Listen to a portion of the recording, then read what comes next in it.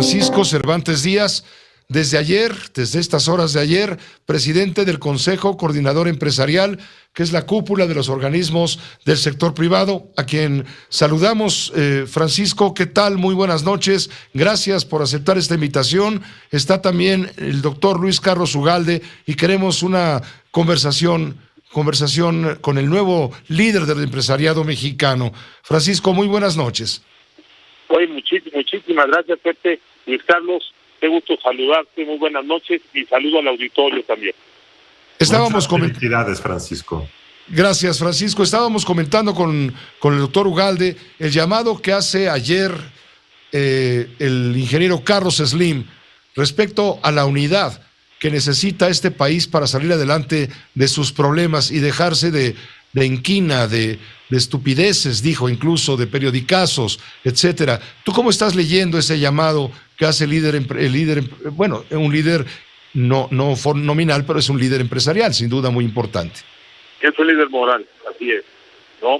Pues mira, hay muchas opiniones, muchos a la confrontación y otros que pensamos que debemos de fortalecer el diálogo en los acuerdos para que podamos transitar y sobre todo que a México le vaya bien, ¿no?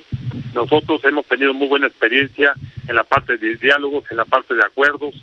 Hay ejemplos muy claros.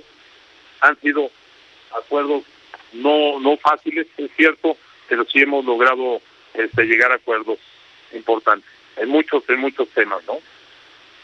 Y entonces por eso, partiendo de ahí, nosotros estamos convencidos que el diálogo es importante.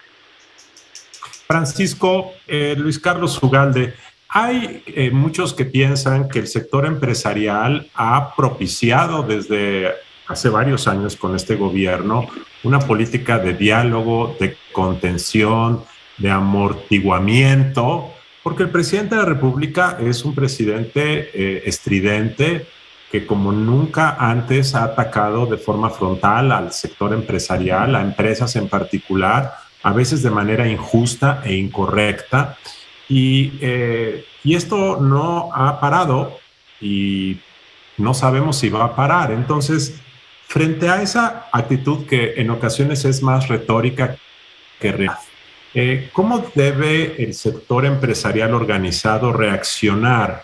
Porque este diálogo que tú siempre has mostrado y que además es una de las cualidades que todos te reconocen, en ocasiones no encuentra eco en la postura del presidente. Mira, nosotros tenemos el ejemplo y déjame decirlo en una palabra, con nosotros ha sido muy cortés el presidente, es más, ha sido generoso en sus expresiones hacia la CONCAMIL, ¿no? Entonces, pues nobleza obliga. Nosotros en los acuerdos, aún sin cita, nos ha recibido el tema de su contratación y llegamos a un acuerdo cuando la iniciativa iba a desaparecer. Logramos convencerlo de que teníamos que ser escuchados y llegar a un acuerdo, y así fue, y la iniciativa ahí está, ¿no? Y además llegó a buen puerto esa iniciativa, que fue muy discutida, muy peleada en ese momento, y bueno, ahí está, pero además con resultados muy importantes y principalmente hacia el trabajador, ¿no? Que antes había pues abusos en eso y que el trabajador era el gran perdedor porque no tenía la protección social, y hoy los registros en los números del Seguro Social han crecido. Entonces, en ese tipo de ejemplos, si te puedo dar más, nos ha ido muy bien a la CONCAMIL. Entonces, cada quien habla como le va en la fiesta. Nosotros, la verdad que hemos encontrado ese diálogo y muchas veces hasta generosidad, ¿no? A lo mejor en otras instancias, en otros organismos, en ese momento no corrieron con este detalle como nosotros.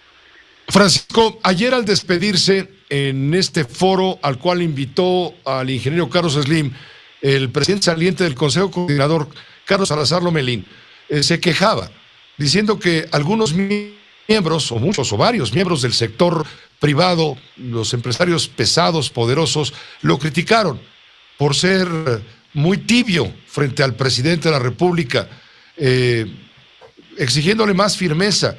Y él decía, a mí lo que me estaban exigiendo era estridencia. ¿Cuál debe ser el tono del diálogo entre el empresariado y el presidente de la República? ¿La consecuencia, la firmeza o la estridencia? ¿Qué merece el diálogo? Fíjate que este tema de Carlos, pues a mí me tocó vivirlo, ¿no? Que hay muchas expresiones, unas que te llevan a la confrontación y otros al diálogo, ¿no? Entonces estás en medio de dos presiones muchas veces complicadas, ¿no? Y ahí hay que tomar decisiones, ¿no? Yo sé que a Carlos lo presionaron porque él empezó con una muy buena relación, pero hubo muchas presiones hacia la, como dicen, hacia la presión o confrontación, y sí hubo momentos ahí complicados que nos tocó vivir además, ¿no? Pero repito, ¿no? A nosotros nos ha ido bien en Concamín. Acuérdate el tema de ductos marinos, acuérdate el tema de etiquetado, que logramos, además, nada más pararlo ahí, que sí iba a ser un tema nacional, y pudimos también ahí mediante el diálogo convencer. Y hay muchos temas, el tema de salarios mínimos, en fin, hay muchas cosas que podemos poner como ejemplo, sobre todo a que con el diálogo logramos convencer cosas. Y hasta ahorita con la confrontación pues no hemos visto si se avanza o no se avanza. ¿Sí me explico? Y mis respetos para los que piensan así, totalmente mis respetos, y no los quiero convencer de otra cosa, pero al menos no se han logrado los acuerdos que se deben de llevar. Luis Carlos. Francisco, sí. Pensando en el futuro, más allá de López Obrador, pues ya está en la segunda parte de su sexenio, digamos, cada día es un día menos sin López Obrador, y por lo tanto toda estridencia que creo que no va a dejar, pues dentro de poco ya será cosa del pasado, y quizá la siguiente o el siguiente presidente sea menos estridente o menos propenso al ataque reputacional, o más, espero que menos. Pero ¿cuál es el desafío estratégico de los organismos empresariales para los próximos 15 o 20 años? ¿Hacia dónde se debe dirigir? Hay muchos que piensan, yo soy entre ellos, que que los organismos empresariales mexicanos en los últimos 30 años han estado, como es obvio, dedicados a mantener una relación productiva con el gobierno. Pero más allá de trabajar con el gobierno, ¿cómo debe el sector empresarial vislumbrar su liderazgo hacia el futuro? ¿Dónde crees que deben estar los organismos empresariales dentro de 10 o 15 años? Mira, yo creo que antes que ver dónde nos vemos dentro de 20 o 30 años, creo que hay apuestas muy importantes, ¿no? Hay una agenda de la iniciativa privada donde hay una apuesta a la educación, donde hay una apuesta a la capacitación, donde hay un cambio de era al tema digital, y que esta pandemia que nadie esperábamos nos vino a enseñar muchas cosas, entre ellos que adelantar la digitalización, pero también que tenemos un México dependiente, ¿no? Y nos enseña que debemos de también de hacer sustituciones de importaciones y ser menos dependientes, un México que es exportador, totalmente importador, pero estamos en el contenido nacional siendo más, haciendo importaciones de exportaciones. En fin, la agenda es muy grande, muy diversa, y son agendas que hay que atender para que esto nos lleve a una agenda, y sobre todo el tema de energías limpias, autos eléctricos, el tema automotriz, donde México tiene unas fortalezas impresionantes y tiene un poder laboral impresionante, y sobre todo con una competitividad laboral. ¿Cómo podemos organizarnos toda esta agenda para que de ahí partamos y nos lleve a una ruta de tener una organización empresarial importante, pero principalmente unida, ¿no? Y que tengamos una sola ruta y que no estemos ahí haciendo invenciones de agendas diferentes. Pues te toca un tiempo palpitante, sin duda. Hay que compensar los efectos negativos del tema de la pandemia de COVID-19. Hay que enfrentar la nueva realidad económica, resultado del conflicto que se está dando allá en Ucrania por la invasión de Rusia.